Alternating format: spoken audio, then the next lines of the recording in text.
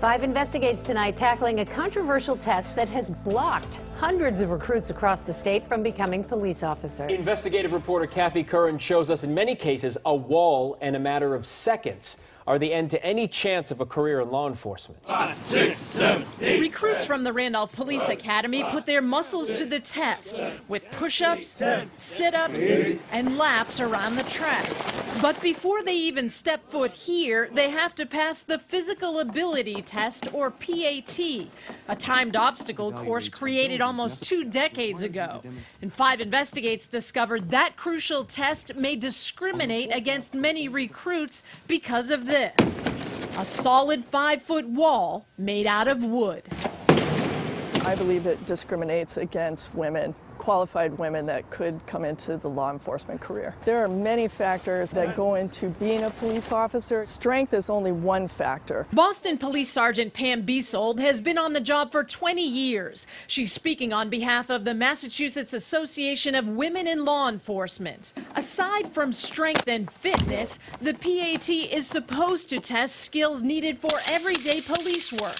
But this veteran cop says that's not the case. No police officer is ever going to go over a wall that they don't know what's on the other side. And how many walls have you gone over? I've never gone over a wall. I have climbed a couple of chain link fences. We probably are losing a lot of good candidates, probably a lot of good female candidates. Natick Police Chief James Hicks is the chairman of the state's Municipal Training Committee. What I'd like to see is a reevaluation and see if the wall is even still relevant to the police work. The test was created back in 1997. It was last modified in 2006 when they added these 3 footholds to help recruits get over the wall. 5 Investigates found with those footholds, the passing rate for women increased from 54% to 63%.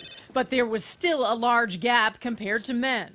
Lawmakers and law enforcement leaders raised concerns about discrimination and diversity involving the test more than a decade ago. And recently, the state agreed to review the test after settling a lawsuit involving Westfield police officer Juanita Mejias, who lost her full-time job and sued after failing the PAT by only 13 seconds because she struggled getting over the original wall. So to base one segment of screening out people who would normally be excellent candidates for police officers just based on a wall or a test that's not scientifically based, I think is a disservice to the taxpayers. It's a test that could end a potential policing career in a matter of seconds.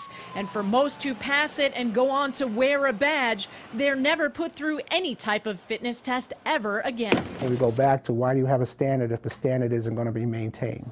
Crazy. Crazy, yeah.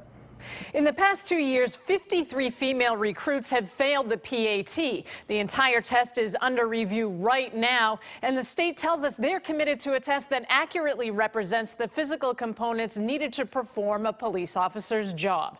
Kathy Curran, 5 Investigates.